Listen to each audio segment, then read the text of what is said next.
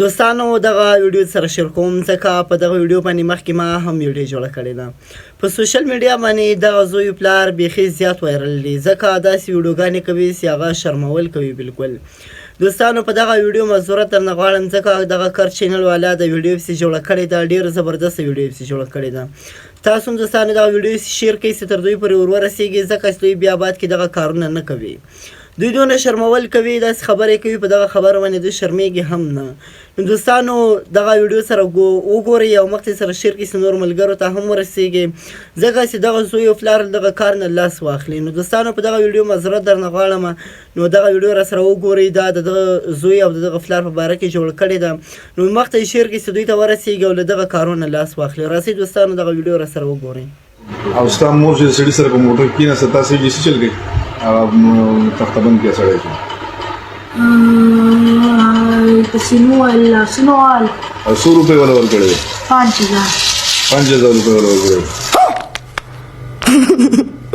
مور نه ده هغه نوي دوم بغیر نکاح نه غوي ما بل قسم د ریاسټال والے هم غوي صبر وکړه مړه صبر وکړه لږ وار راوړه تش د غی غی خبرې دي نوی فلم راغلی دی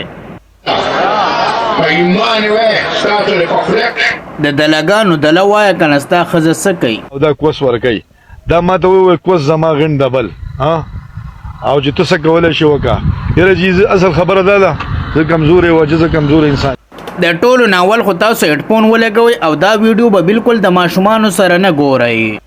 دا جاپانی میلو خو به تاسو ډېر ښه پېژنئ. دا پلار او زوی دا پلار را پاسي او د دې زوی نه دا تپوس کوي که نه چې وایه که نه بچیه مور دې چا ډیته کړې وه او یاران یې څو دي؟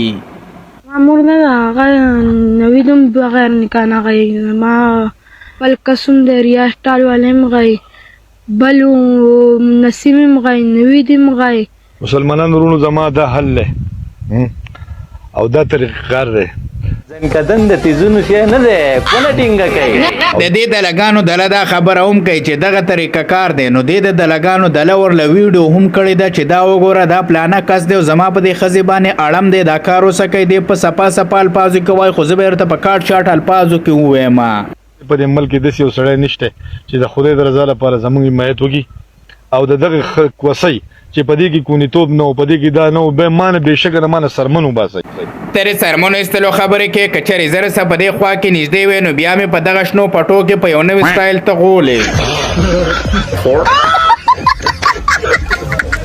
دا چل کوي بایپاس ته راځي په بایپاسونو باندې د مالکانو سره ګرځي او دا چل کوي دا چل کوي دا چل کوي. بله خبره دا ده د خپلو ماماګانو مې چې یو سړی خپله خور او خپله لور او لکه مطلب دا پردو سړو لبی دا په کم کتاب دی دا ما هی زما غ تبارګې څه شو اقامه دا پښتون کم طرف ته روان دی د داسې دلګانو د داسې خلکو د وجه پښتو بدنام شوه پښتو ښکته راله.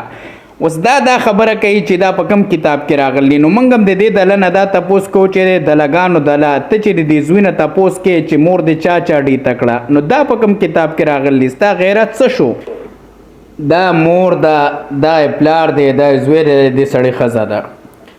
نو دې سړي د زوی له موبایل هم ورکړو چې زویه بله ویډیو ته داسې وکړه چې کله دی دا ټپاټپ کوي. نو دغه ټپاټپ ویډیو ته هم جوړه کړې ده. اکثر که تاسو ردې آی ډۍ ته لاړ شئ نو دې مخکې ردې ښځې تصویر ورکړی اوس یې هغه هم ډیلیټ کړلی او بل ویډیو داسې راغلی ده چې دې ماشوم له موبایل ورکړی چې د مور نه د ویډیو وکړه ویډیو ته کړی ده مکمل ټپاټپ دی. ستا سره دې سړي په باره کې څه خیال دی؟